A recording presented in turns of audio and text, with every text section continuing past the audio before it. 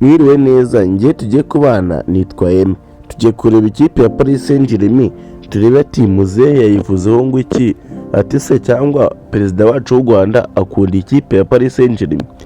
Ngiye tugiye kubana, kora subscribe ufungure n'inzogera kugira ngo tujye dukomeza tubane 5/5. Perezida Paul Kagame yishimiye ikipe ya Paris Saint-Germain nyuma y'uko yari imaze gutwara igikombe cya Champions League, kandi iyi kipe ya Paris Saint-Germain yo mu Bufaransa yari imaze kunyagira Inter ibitego 5 ku mwuka.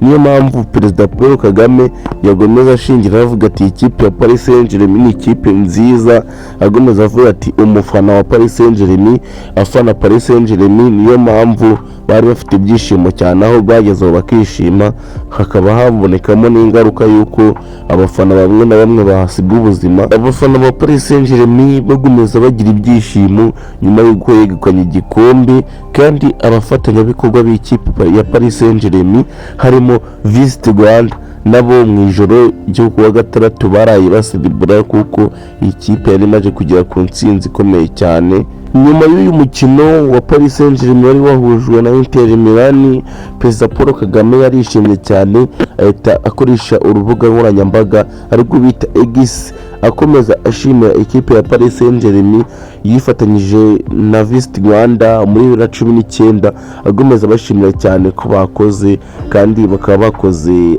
akazi k'intwari, aho iyi kipe abafana byagomeje kubanezeza kuyireba kuko buri munota cyangwa buri segonda niko twagenda tuvuga ngo iyi kipe ya Paris Saint-Germain niko yagendaga itsinda igitego. Rero abafatanyabikorwa b'ikipe ya Paris Saint-Germain harimo n'igihugu cyacu cy'u Rwanda bagomeza bashimira iyi kipe ya Paris Saint-Germain bavuga ati iyi kipe ya Paris Saint-Germain, naho umusifuzi nawe byamunejeje.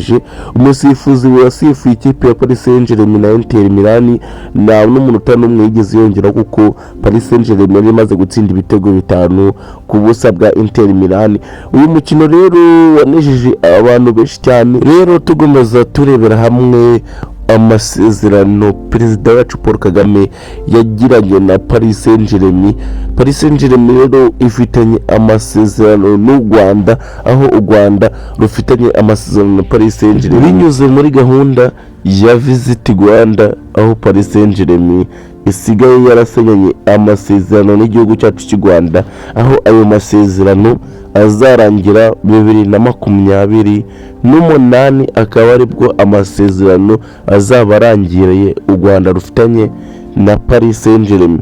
Rero dukomeza tureba none ibije bikurikiye nyuma y'aya magambo perezida wacu Paul Kagame yavuze, nyuma y'uko tumaje kureba y'uko afana ikipe ya Paris Saint-Germain. Ikipe ya Paris Saint-Germain rero tumaje kurebera hamwe kw'ikipe yambara Visit Rwanda, aho no mu gihe iba iri mu myitozo cyangwa ibikombe bayiha biba byanditseho Visit Rwanda kubera amasezerano iba yaragiranye n'igihugu cyangwa iba yarajyanye n'iki gihugu cyacu cy'u Rwanda, kugira ngo abantu mubyumve mu buryo bworoshye. Rero ngobeza mbibutsa gukanda subscribe mugafungura n'inzogera kugira ngo tujye dukomeza tubane 5/5, kandi nawe wayikoze uruwa agaciro kuri twebwe. Ciao ciao.